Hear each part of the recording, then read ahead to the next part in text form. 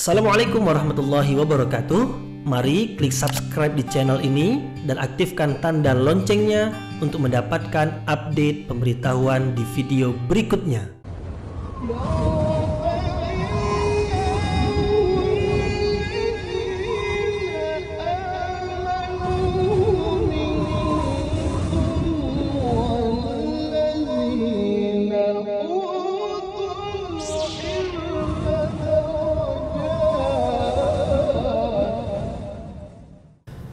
A'udzu billahi minasyaitonir rajim. Bismillahirrahmanirrahim. Assalamualaikum warahmatullahi wabarakatuh. Alhamdulillahirabbil alamin wa bihi nasta'in ala umurid dunya waddin nasta'inuhu wa nastaghfiruh. Wa na'udzu billahi min syururi anfusina wa min sayyiati a'malina. فمن يهده الله فلا مضل له ومن يضلل فلا هادي له أشهد أن لا إله إلا الله وحده لا شريك له وأشهد أن محمدا عبده ورسوله لا نبي بعده أما بعد. Kita bersyukur kepada Allah Subhanahu wa Ta'ala yang masih melimpahkan rahmat dan nikmatnya. Kita bersyukur dengan mengucapkan Alhamdulillahi Rabbil Alamin. Kemudian tidak lupa pula bersalawat kepada Rasulullah dengan mengucapkan Allahumma salli ala Sayyidina Muhammad wa ala ali Sayyidina Muhammad. Dan bersalam kepada Rasulullah dengan mengucapkan Assalamu alayka ya Rasulullah. Alhamdulillah kita dapat kembali meneruskan pengajian tafsir ayat-ayat suci Al-Quran yang insya Allah kita akan teruskan kepada ayat yang ke-36, 37 dan 38 dari surah Yusuf, yaitu masih lagi menerangkan tentang kisah Nabi Yusuf alaihi salam. Yang sebelum ini sudah diterangkan bahwasanya Nabi Yusuf alaihi salam pada akhirnya diuji, yaitu ujian beliau dimasukkan ke dalam penjara. Meskipun Nabi Yusuf tidak ada melakukan kesalahan apa-apa, meskipun sebelumnya istri raja menuduhnya telah berusaha untuk melakukan perbuatan yang tercela dengannya, tetapi tuduhan istri raja itu tertolak, artinya tidak bisa diterima sebab ada bukti-bukti yang dikemukakan.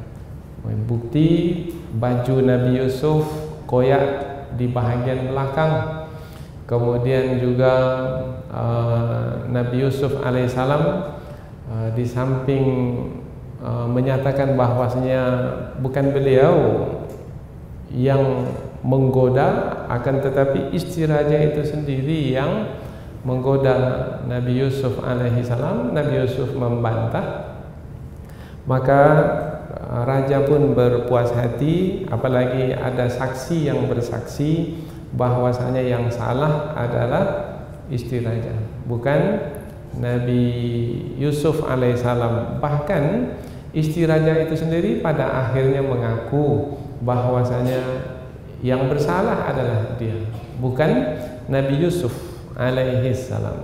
Yaitu setelah memanggil para wanita yang mempercakapkan tentang isu Nabi Yusuf alaihissalam bersama dengan istri raja di istana, membawa wanita-wanita ke istana, kemudian diperlihatkan Nabi Yusuf kepada mereka, dan di tangan para wanita itu ada pisau, dan para wanita itu ketika melihat wajah Nabi Yusuf yang tampan, yang gagah, yang ganteng, akhirnya mereka tidak terasa mereka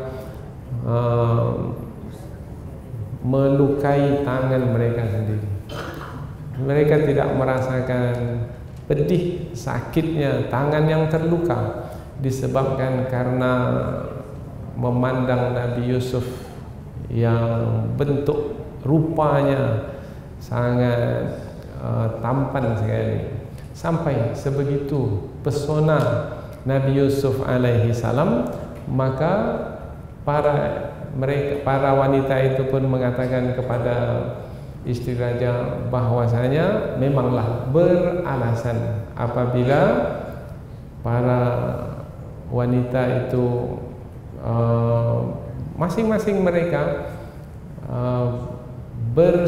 bersepakat pada akhirnya untuk menundukkan Nabi Yusuf alaihi salam. Sehingga kita jumpai di ayat yang sebelum ini sudah kita bahas bahwasanya Nabi Yusuf alaihi salam tidak mengarahkan tuduhan hanya kepada istri raja saja, tetapi juga mengarahkan tuduhan kepada semua wanita itu, karena memang kesemuanya telah bersepakat, masing-masing berpendapat sama dengan yang lainnya, bersepakat bahwasanya adalah istri raja itu menundukkan Nabi Yusuf alaihissalam. Tapi Nabi Yusuf alaihissalam tidak tertundukkan, meskipun istri raja itu memberikan ancaman. Ancamannya adalah apabila Yusuf tidak juga mau tunduk kepada perintahnya, maka akan dipenjarakan.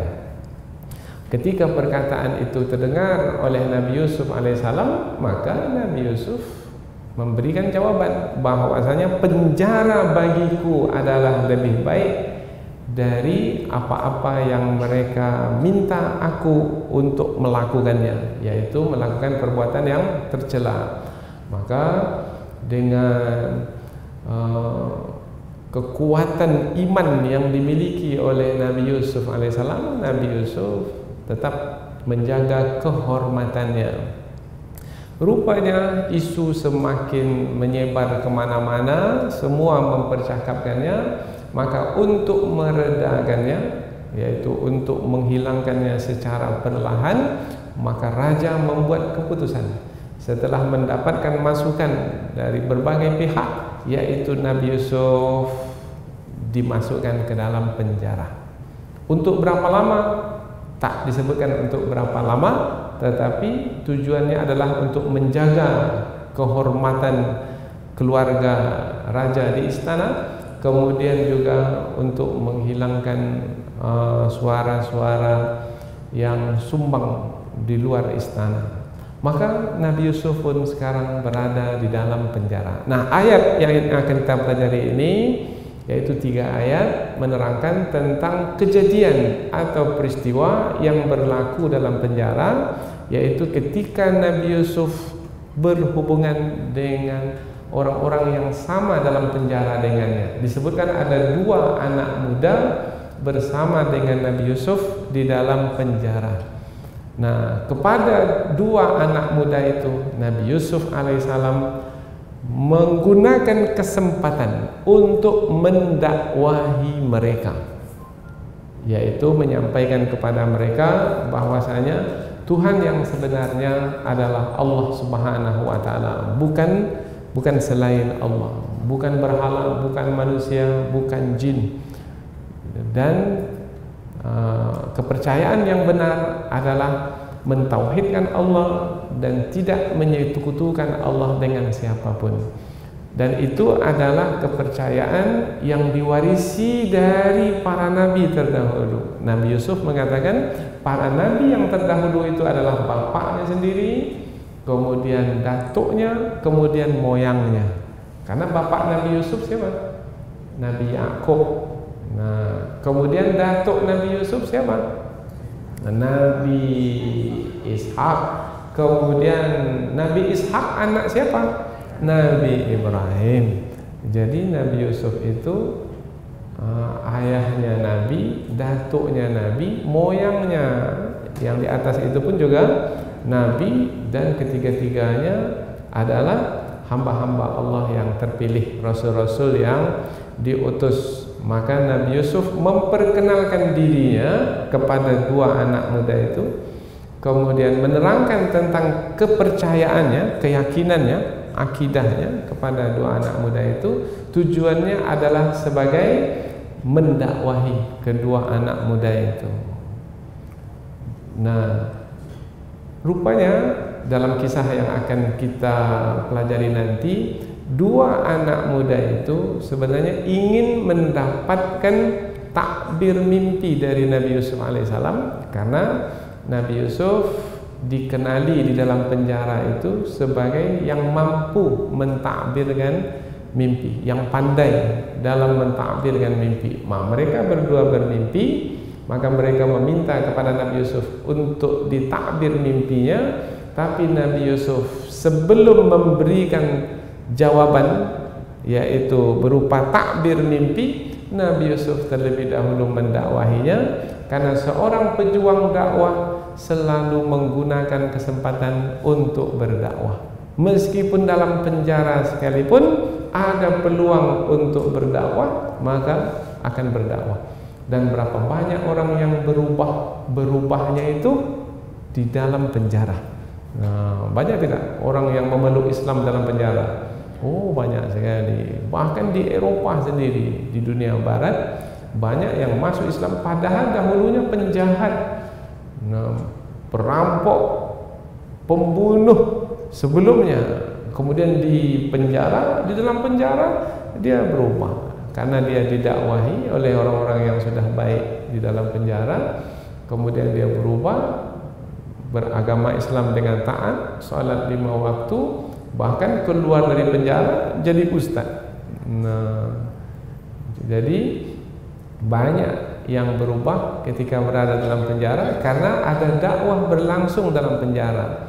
Berarti pelajaran didapatkan dahulu dari Nabi Yusuf alaihissalam, yaitu tidak mau menyia-nyiakan peluang, meskipun hanya di waktu yang pendek saja.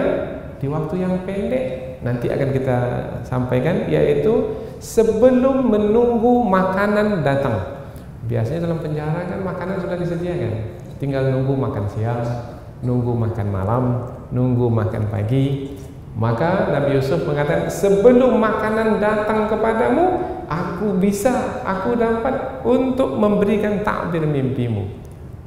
Berarti Nabi Yusuf sangat-sangat menggunakan peluang untuk berdakwah. Maka kita pun kalau dapat peluang, sama-sama nunggu bus umpamanya, sama-sama nunggu taksi 5-10 menit, ada orang di sebelah kita, kita tak kenal, sapa dia, kemudian sampaikan dakwah kepadanya. Karena orang yang berdakwah, apabila yang didakwahi itu tadi tidak beragama Islam, sekarang menjadi memeluk agama Islam, beriman, dapat hidayah satu orang karena kita, ayyuhda bika rajulan wahidan khairun laka min humurin ni'am. Dapat orang satu, dapat hidayah satu orang karena dakwah kita, maka itu adalah lebih baik dari harta yang paling mahal sekalipun. Apa harta yang paling mahal? Kalau kendaraan, apa kendaraan yang paling mahal? Humurin ni'am, unta merah. Itu adalah kendaraan atau tunggangan ternak yang paling mahal, miliaran harganya. Satu orang dapat hidayah, itu adalah lebih berharga. Kita punya tetangga, sama-sama umpamanya, kita nyapu halaman, dia nyapu halaman, kemudian saling pandang memandang. Kemudian yang satu tegak di sebelah sini pagar, yang satu lagi berdiri di sebelah sana pagar. Ceritalah, cerita. Nanti apabila mengetahui bahwasanya yang disampaikannya itu benar, dia akan berpikir, kemudian dia memeluk Islam, maka itu adalah lebih baik dari harta yang mahal sekalipun. Ini Nabi Yusuf alaihissalam. Jadi kita letakkan pengajian untuk 3 ayat ini, yaitu Nabi Yusuf berdakwah di dalam penjara, ayat 36 sampai 38. Namun sebelum kita menafsirkan ayat ini, alangkah baiknya kita membacanya terlebih dahulu, kemudian kita menerjemahkannya secara harfiah. Setelah itu barulah kita pindah ke penjelasan ayat. Allah Subhanahu wa taala berfirman, a'udzubillahi minasyaitonir rajim. Bismillahirrahmanirrahim. Wa dakhala ma'ahu sijna fatayan. Qala ahaduhuma inni arani a'siru khamra. Wa qala al-akharu inni arani ahmilu fawqa ra'si khubzan ta'kulu at-tayru min. Nabbi'na bi ta'wilih inna naraka minal muhsinin. Qala la ya'tikuma ta'amun turzaqanihi illa nabba'tukuma bi ta'wilihi qabla an ya'tiyakuma. Dhalikuma mimma 'allamani rabbi. Inni taraktu millata qaumin la yu'minuna billahi wa hum bil akhirati hum kafirun. Wattaba'tu millata abai Ibrahima wa Ishaqa wa Ya'qub ma kana lana an nusyrika billahi min syai'. Dzalika min fadlillahi alaina wa 'alan nasi walakinna aktsaran nasi la yashkurun. Allah berfirman, wa dakhala, dan masuk. Siapa yang masuk? Nabi Yusuf masuk, ma'ahu, bersama dengannya, as-sijna, penjara. Dan Nabi Yusuf masuk penjara, bersamanya fatayan, dua orang pemuda atau dua orang remaja, boleh juga, yaitu usianya tidak usia kanak-kanak, tidak pula usia dewasa yang sudah usia lanjut, tidak. Fatayan, dua pemuda. Qala ahaduhuma, qala, telah berkata, ahaduhuma, salah seorang dari mereka berdua, inni, sesungguhnya aku, arani, diperlihatkan kepadaku. Nanti di dalam tafsir diperlihatkan kepadaku di dalam tidur. Berarti kalau diperlihatkan dalam tidur berarti mimpi. Berarti di dalam mimpi dia melihat, a'siru, aku memeras, khamra, anggur. Wa qala, dan telah berkata, al-akhar, yang lainnya, yaitu yang satu lagi, tadi mereka berdua, inni, sesungguhnya aku, arani, diperlihatkan kepadaku dalam tidur, berarti mimpi, ahmilu, aku membawa, fawqa ra'si, di atas kepalaku, khubza, roti, ta'kulu, memakan, at-tayru, burung memakan, minhu, daripadanya, sebahagian dari roti yang dibawa di atas kepala itu. Nabbi'na, apa kata mereka berdua kepada Nabi Yusuf? Beritahukan kepada kami, bita'wilih, takbirnya. Takbirnya apa? Inna, sesungguhnya kami, naraka, melihat kamu, wahai Yusuf, minal muhsinin, dari kalangan orang-orang yang berbuat baik. Maka berikanlah kebaikan kepada kami, yaitu apa takbir mimpi kami masing-masingnya apa. Nah, apa takbirnya tidak kita bahas sekarang, itu di ayat yang berikutnya. Qala, Nabi Yusuf berkata, la ya'tikuma, tidak akan datang kepada kamu berdua, ta'amun, makanan, turzaqanihi, yang akan diberikan kepadamu. Makanan maksudnya di sini makanan yang diterima oleh orang-orang yang dalam penjara, makan pagi, makan siang, makan malam.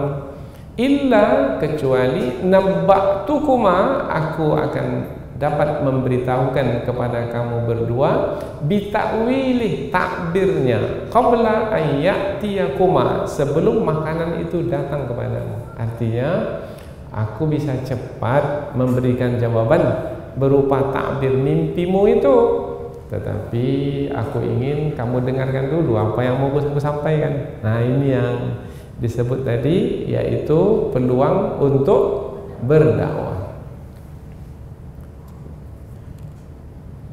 Zalikuma, yang kedua itu dia, zalikuma maknanya wahai pemuda yang berdua, bahwasanya aku mampu mentakbir mimpi itu adalah mimma, dari apa-apa, allamani, yang diajarkan kepadaku, Rabbi, Tuhanku. Artinya aku mampu mentakbir mimpi itu bukan dari diriku sendiri, tetapi itu adalah yang diberikan oleh Allah kepadaku.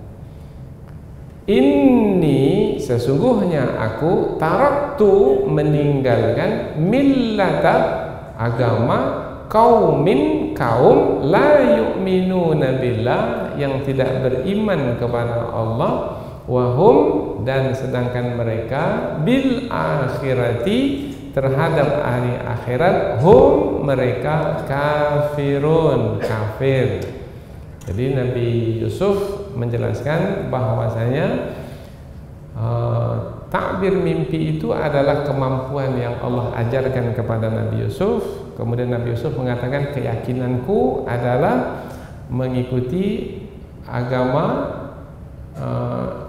sikapku adalah meninggalkan agama yang tidak meninggalkan agama kaum yang tidak beriman kepada Allah dan hari akhirat. Wattaba'tu, dan aku mengikuti. Tadi meninggalkan, sekarang mengikuti. Kalau meninggalkan kepercayaan kaum yang tak beriman, lalu mengikuti agama apa?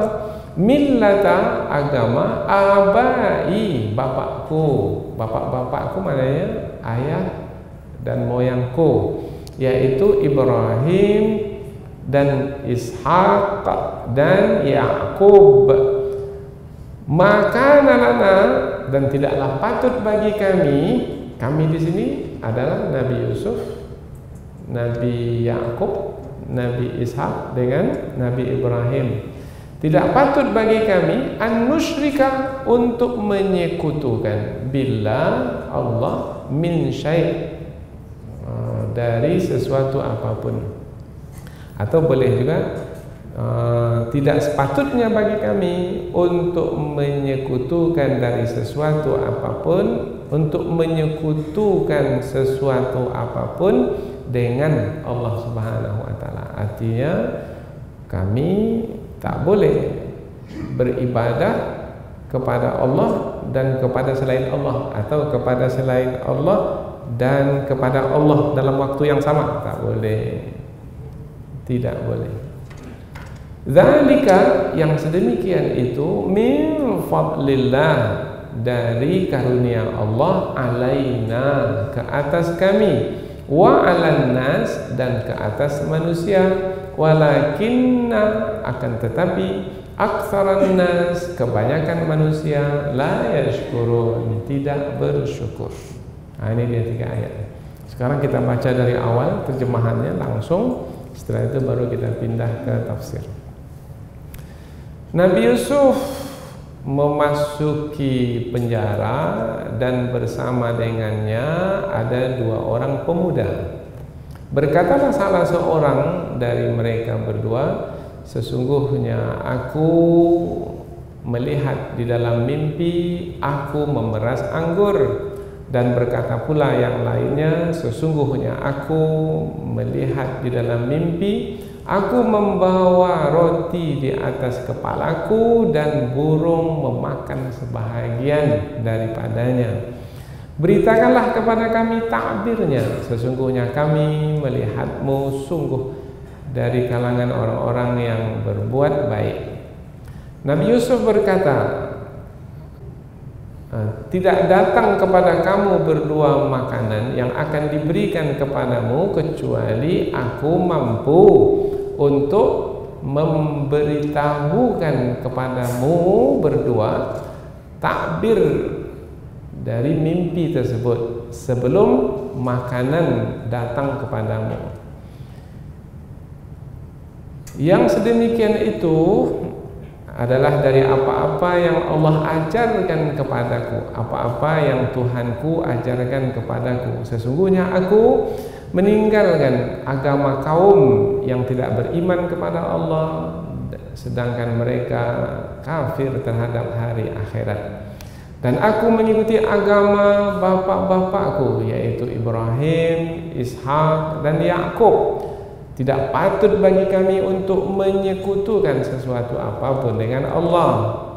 Yang sedemikian itu adalah dari karunia Allah atas kami dan atas manusia, akan tetapi kebanyakan manusia tidak bersyukur. Jadi 3 ayat yang akan kita pelajari adalah menerangkan tentang peristiwa yang berlaku di dalam penjara, yaitu kejadian antara Nabi Yusuf alaihi salam dengan 2 orang pemuda, yang mana 2 orang pemuda itu bermimpi. Masing-masing bermimpi. Yang satu bermimpi memeras anggur, dan yang satu lagi bermimpi membawa roti di kepala dan dimakan oleh burung. Mereka risau, mereka gelisah. Ini apa takbir mimpi ini? Takbir sudah kita terangkan, yaitu apa yang berlaku di dalam tidur itu, yaitu berupa mimpi itu, apa kaitannya dengan kehidupan yang dijalani. Nah, orang yang punya kemampuan untuk mengkaitkan dengan apa yang terjadi dalam kehidupan, itu adalah orang yang diberi karunia oleh Allah. Nah, mengkaitkan itu adalah dengan takbir, kemampuan mentakbir, mana kemampuan mengkaitkan. Dan itu diberikan kepada Nabi Yusuf alaihi salam. Maka untuk menghilangkan kegelisahan, mereka berdua datang kepada Nabi Yusuf untuk mendapatkan takbir mimpi mereka. Nabi Yusuf menjanjikan kepada mereka berdua bahwasanya mereka berdua akan mendapatkan jawaban dari mimpi yang mereka alami. Tapi Nabi Yusuf tak langsung memberikan jawaban. Nabi Yusuf alaihissalam menggunakan peluang. Ketika kedua pemuda itu berharap kepadanya, maka Nabi Yusuf pun juga berharap kepada kedua pemuda itu. Kedua pemuda itu berharap kepada Nabi Yusuf untuk mendapatkan jawaban. Nabi Yusuf berharap kepada kedua pemuda itu untuk menerima dakwah beliau. Nah, jadi Nabi Yusuf alaihi salam menggunakan peluang kesempatan untuk menyampaikan dakwah ketika 2 orang pemuda itu datang kepadanya mengharapkan kebaikan darinya, dan Nabi Yusuf juga mengharapkan kebaikan dari kedua pemuda itu tidak berupa upah, tidak, hanya berupa mengikuti kebenaran. Karena bagi para rasul adalah apabila ada orang yang mendapat kebaikan, mendapat hidayah dari dakwah yang disampaikan, itu bagi para rasul adalah keberuntungan, itu adalah kepuasan, kebahagiaan. Begitu juga guru-guru sekarang ini, guru-guru yang baik-baik, para ustaz, apabila anak-anak mereka berhasil, anak-anak didik mereka berhasil, maka guru pun mengatakan ini adalah kepuasanku dalam mengajar. Bahkan banyak di antara guru itu yang tak mau menerima upah, karena kepuasan baginya bukan pada upah, tetapi kepuasan baginya adalah keberhasilan anak itu sendiri. Nah, ini adalah yang sepatutnya kita jadikan sebagai pelajaran yang berharga, yaitu kita di dalam menyampaikan kebaikan, apalagi dalam berdakwah, maka ittabi'u man la yas'alukum ajra wa hum muhtadun. Ikuti orang yang tidak meminta upah dari apa yang telah ia kerjakan, ia usahakan. Maka para ulama kita dahulu tak ada minta upah, tetapi para jamaah pula, umpamanya orang-orang kampung pula, karena para ustaz itu masuk ke pelosok, ke kampung-kampung. Kalau dahulu pakai sampan, saya masih merasakan di tahun 80-an, 85 kalau tak salah, mendampingi seorang ustaz ke pedalaman, naik sampan. Nah, pergi pada petang hari, malam pukul 11, pukul 12 baru pulang. Bukan satu kampung sekali didatangi itu, dalam perjalanan itu 3 kampung sekali. Dan ustaz ini tidak meminta upah dari dakwah yang disampaikan, Tetapi orang kampung itu pula tak mau melepaskan ustaz dengan salam saja. Assalamualaikum, waalaikumsalam. Enggak. Tapi diberikanlah hasil kebun, ada yang memberikan pisang, ada yang macam-macam diberikan. Sampai pulang lagi itu, maka sampan itu penuh dengan pemberian-pemberian. Kita pula yang risau ini, karena sudahlah diisi orang banyak, sampan itu bertambah pula lagi barang yang dibawa. Tapi mereka berkecil hati kalau tidak diambil. Artinya tidak senang kalau pemberian mereka itu ditolak. Maka kita pun jadi susah mau diambil, barang banyak sekali mau tidak diambil, terluka pula hatinya. Begitulah dalam perhubungan, yaitu tidak perhubungan itu disebabkan karena kepentingan, tetapi perhubungan itu adalah karena ikatan nilai antara satu dengan yang lainnya, hormat menghormati, mulia memuliakan, saling memberi, saling berbagi, dan itulah sebenarnya nilai-nilai untuk menegakkan masyarakat dan umat ini. Selanjutnya kita pindah ke tafsir ayat, yaitu penjelasan yang lebih panjang dari ayat. Tujuannya supaya kita lebih dekat dengan kandungan ayat dan semakin nampak pelajaran yang berguna yang bisa kita petik dari kisah Nabi Yusuf alaihi salam. Wa dakhala ma'ahu sijna fatayan, dan Nabi Yusuf alaihi salam masuk ke penjara. Bersama dengannya ada dua orang pemuda. Dua pemuda masuk. Kalau disebut pemuda berarti bukan kanak-kanak dan pula bukan orang yang lanjut usia. Berarti kalau disebut pemuda sudah mengerti karena akal sudah tumbuh. Kalau kanak-kanak akal masih belum lagi tumbuh.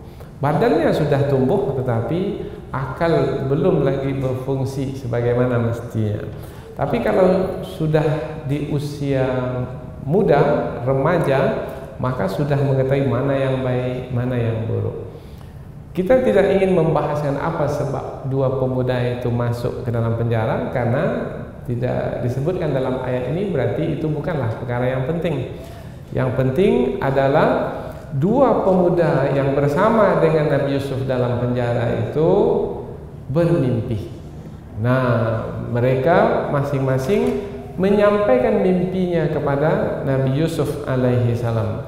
Qala ahaduhuma inni arani a'siru khamra. Berkatalah salah seorang dari pemuda itu, sesungguhnya aku melihat dalam mimpiku. Atau boleh saja kita sampaikan, sesungguhnya aku bermimpi, boleh juga. Dalam mimpiku itu aku memeras anggur. Di sini nih a'siru khamra. Khamra itu sebenarnya hasil perasan. Hasil perasan. Khamra itu khamar, minuman. Masa minuman diperas? Nah, maka dalam tafsir disebutkan bukan a'siru khamran, yang dimaksudlah a'siru inaban, yaitu memeras anggur. Anggur itu kan buah. Kalau kita dalam ucapan kita sehari-hari, memasak beras atau memasak nasi? Mestinya yang betul bukan memasak nasi. Nasi sudah jadi, sudah dimasak. Mestinya yang betul adalah memasak beras, karena beras belum masak lagi. Kalau nasi itu sudah masak. Tetapi dalam ucapan kita mengatakan memasak nasi. Sebenarnya dimaksudkan memasak beras. Begitu juga dalam ayat ini, yaitu memeras anggur. Tapi di dalam bahasa Al-Quran ini adalah memeras minuman khamar. Kalau minuman tak perlu lagi diperas karena dia adalah hasil perasan. Tetapi ada bahasa-bahasa di dalam tafsir ada disebutkan ini adalah bahasanya orang Amman, orang Oman. Bahwasanya orang aman itu seperti yang bahasa yang kita pakai pula, yaitu memasak nasi. Sebenarnya yang dimaksudkan adalah memasak beras, begitu juga lah di dalam ayat ini. Jadi ini adalah kebiasaan di dalam perkataan. Wa qala al-akhar, dan berkata yang lainnya kalau dua orang bermakna yang satu lagi. Inni arani ahmilu fawqa ra'si khubzan ta'kulu tayru minhu.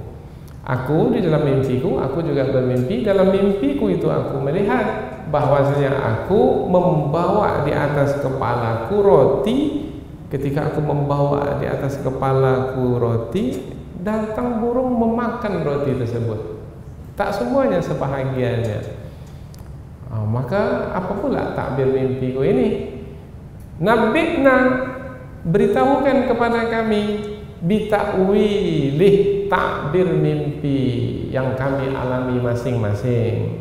Inna naraka, sesungguhnya kami melihatmu wahai Yusuf. Ini perkataan mereka kepada Nabi Yusuf berupa permohonan, tapi di ujungnya ini mereka berharap kepada Nabi Yusuf. Inna naraka minal muhsinin, sesungguhnya kami melihat kamu adalah termasuk ke dalam golongan orang-orang yang berbuat baik. Maka kami berharap kepadamu, yaitu berbuat baiklah kepada kami.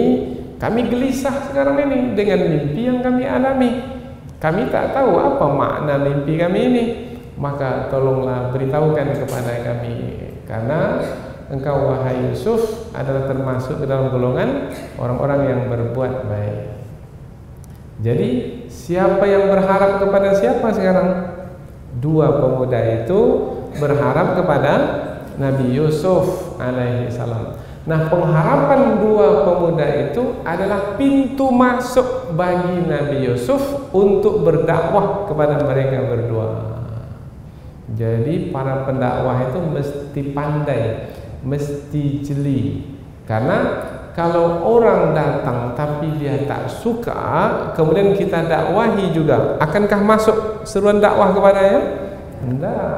Tapi kalau orang datang berharap, bermakna ada keinginan untuk mendapatkan sesuatu dari kita, maka ada keterbukaan pada dirinya, maka itu adalah peluang untuk berdakwah kepadanya. Nabi Yusuf melihat itu adalah peluang, maka Nabi Yusuf pun menjawab. Qala, Nabi Yusuf berkata, la ya'tikuma ta'amun turzaqanihi, tidak datang kepada kamu berdua makanan yang akan diberikan kepadamu. Maksudnya dalam penjara itu mereka akan diberikan makanan, karena biasa dalam penjara disediakan makanan. Maka nanti akan datang makanan kepadamu berdua sebagai jatah masing-masing. Nah, aku illa nabba'tukuma bita'wili, kecuali aku akan dapat memberitahukan kepada kamu berdua, yaitu takbir dari mimpi, qabla ayyatiyakuma, sebelum makanan itu datang kepadamu. Jangan risau kamu, wahai sahabatku yang sama-sama dalam penjara denganku. Mimpimu itu aku tahu takbirnya, dan aku mampu menyampaikannya kepadamu. Sekarang pun aku mampu, yaitu sebelum makanan datang kepada kita dalam penjara ini, aku mampu menceritakan, menyampaikan kepadamu apa takbir mimpimu itu. Tapi sebelum itu aku ingin menyampaikan sesuatu pula kepadamu. Digantung di situ. Itu adalah cara atau trik atau strategi di dalam berdakwah yang dilakukan oleh Nabi Yusuf alaihissalam. Jadi para pendakwah itu mesti menguasai ilmu kejiwaan juga. Ya, kalau orang sudah gelisah nampak duduk, jangan diperpanjang lagi pengajian. Tak masuk pengajian itu. Kita nampak. Tapi kalau masih tenang, sudah 2-3 jam masih tenang, lanjut saja. Karena mereka sedang suka-sukanya, jangan diberhentikan. Tapi kalau dah nampak gelisah, jangan dilanjutkan. Jadi kebijaksanaan itu penting. Bukan ditetapkan 1 jam, 2 jam. Belum tentu 1 jam itu adalah sesuai, dan belum tentu juga 2 jam itu sesuai. Dari mana kita tahu yang sesuai? Dari kejiwaan masing-masing. Dari mana? Dari umpamanya kita ada namanya bahasa tubuh namanya. Dari bahasa tubuh itu kalau sudah banyak tangan itu menggarut kepala, itu ada pertanda lah itu bahwasanya wah ini dah gelisah ini. Nabi Yusuf alaihissalam, apabila kita melihat ayat ini, bermakna Nabi Yusuf menguasai sekali ilmu kejiwaan, dan keberhasilan para pendakwah adalah dengan memahami kejiwaan orang yang didakwahi itu. Dzalikuma mimma 'allamani Rabbi. Sebelum Nabi Yusuf alaihissalam menerangkan tentang apa ta'bir mimpi dan apa yang ingin disampaikan dari dakwah yang ingin disampaikan, Nabi Yusuf terlebih dahulu memperkenalkan dirinya. Mungkin 2 anak muda itu tahu Nabi Yusuf. Nabi Yusuf karena Nabi Yusuf sama-sama dalam penjara dengannya, mungkin apa yang dilakukan oleh Nabi Yusuf mereka memperhatikannya. Ada di antara ulama tafsir menjelaskan karena ada perkataan minal muhsinin, sesungguhnya kami melihatmu adalah dari kalangan orang-orang yang berbuat baik. Ada di antara ulama tafsir memberikan penjelasan bahwasanya Nabi Yusuf memang berbuat baik dalam penjara. Kalau ada orang yang sakit dalam penjara, Nabi Yusuf akan mendekati orang yang sakit itu dan akan membantunya. Apabila ada orang yang gelisah, Nabi Yusuf akan mendekatinya dan menenangkannya. Jadi 2 pemuda itu melihat Nabi Yusuf tapi dari luaran. Mereka tak tahu apa yang ada dalam hati Nabi Yusuf berupa kepercayaan, berupa keyakinan. Keyakinan kan tersembunyi di dalam dada, di dalam hati. Maka Nabi Yusuf pun memberitahukan kepada 2 pemuda, kamu mengatakan aku ini adalah orang yang berbuat baik, tapi kamu masih mengetahuiku dari sisi luaran, yaitu apa yang kubuat. Sebenarnya yang di dalam hatiku berupa kepercayaan, dan itu yang membuatku berbuat baik. Yang menjadi dorongan aku berbuat baik adalah karena ada kepercayaan yang baik dalam diriku, ada akidah yang benar dalam hatiku. Itu yang membuat aku berbuat baik, yaitu aku adalah orang yang diberi karunia oleh Allah Subhanahu wa taala, yaitu penciptaku. Karena dialah Allah yang mengatur hidupku, yaitu yang menciptakanku. Mimma 'allamani Rabbi. Dzalikuma mimma 'allamani Rabbi. Di antara pemberian Allah yang menciptakanku, yang mengatur hidupku adalah mampunya aku mentakbirkan mimpiku, mimpimu itu. Berarti Nabi Yusuf alaihissalam menerangkan tentang apa yang ada di dalam hatinya, yaitu yang ada dalam hatinya adalah mentauhidkan Allah Subhanahu wa taala. Bahwasanya kemampuan yang ada padanya bukan datang dari dirinya sendiri. Kemampuan yang ada padanya adalah pemberian dari Allah Subhanahu wa taala. Itulah aku, wahai sahabatku. Jadi jangan kamu memahami aku ini pandai karena aku, bukan. Aku ini pandai mentakbirkan mimpi karena Allah mengajarkannya kepadaku.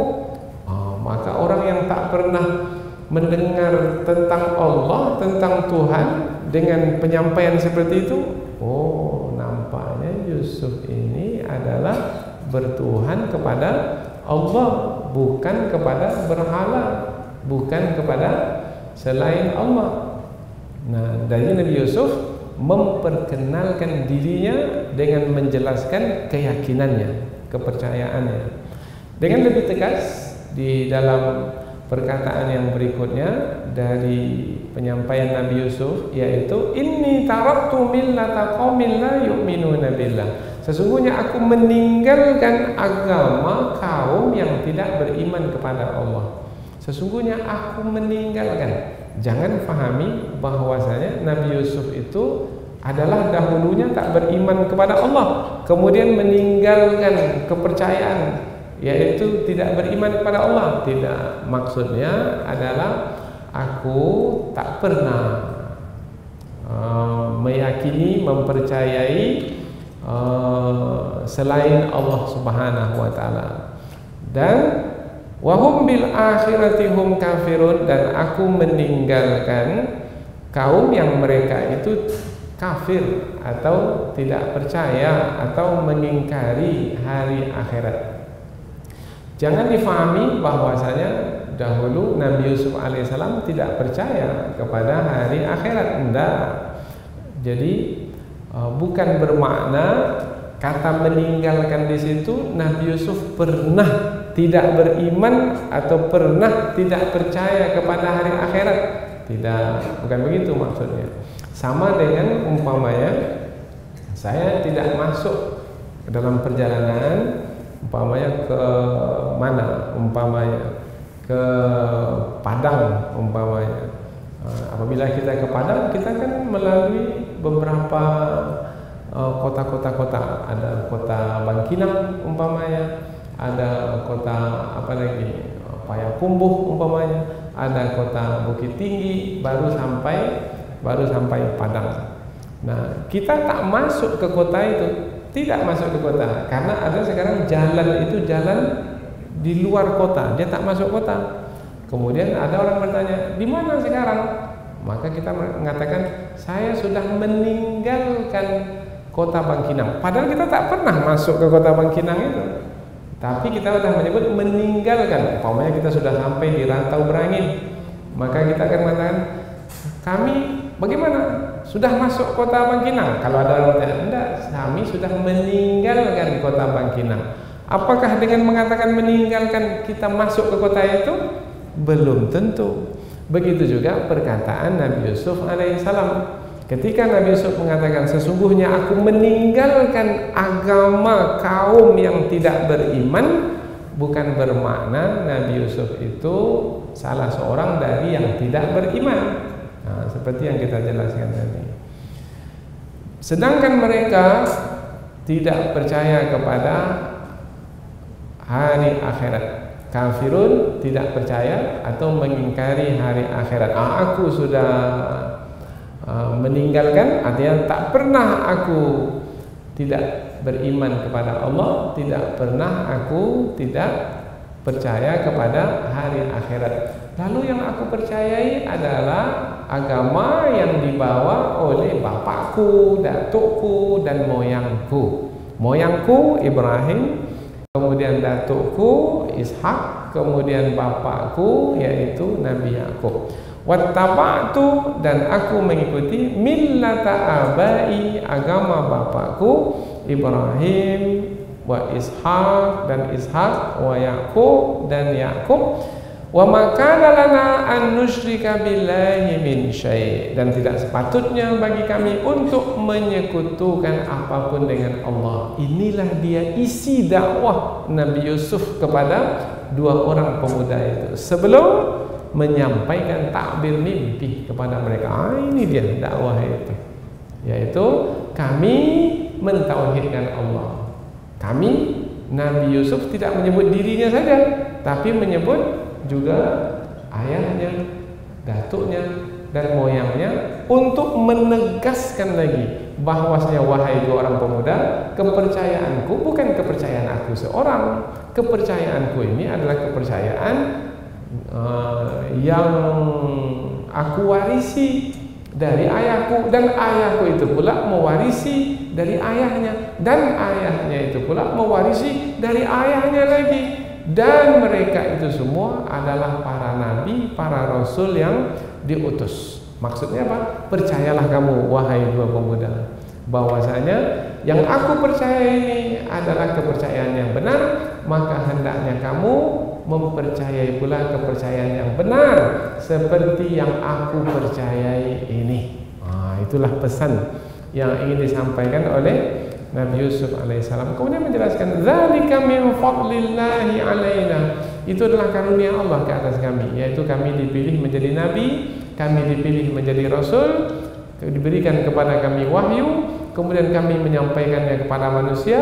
Itu adalah keutamaan yang Allah berikan kepada kami, wa 'alan nas, dan kepada manusia juga, yaitu ada yang dipilih oleh Allah sehingga mendapatkan banyak nikmat karunia dari Allah.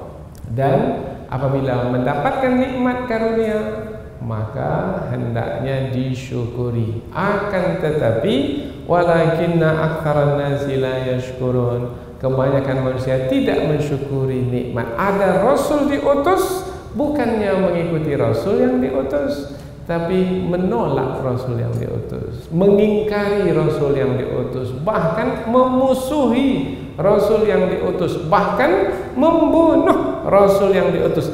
Mereka ini adalah tidak mensyukuri nikmat Allah. Karena pengutusan rasul itu adalah nikmat Allah. Karena dengan pengutusan rasul, tahulah manusia yang mana benar, yang mana salah, mana hak, mana batil, mana yang menguntungkan, mana yang merugikan. Tetapi bila menolak rasul, bermakna menolak pengetahuan yang akan membawa kepada kebaikan. Dan banyak manusia yang tidak mensyukuri nikmat Allah berupa pengutusan para rasul. Sekarang kita mendapat nikmat, maka selalu di awal-awal pidato atau khutbah atau ceramah, selalu penyampai mengatakan, para ustaz kita menyampaikan, marilah kita syukuri nikmat Allah yang telah kita terima, yaitu nikmat iman, nikmat Islam. Kapan kita mendapatkan nikmat iman, nikmat Islam? Dengan pengutusan Rasul. Karena Rasul itulah yang menerangkan tentang kebenaran sehingga kita beriman. Maka mensyukurinya bagaimana?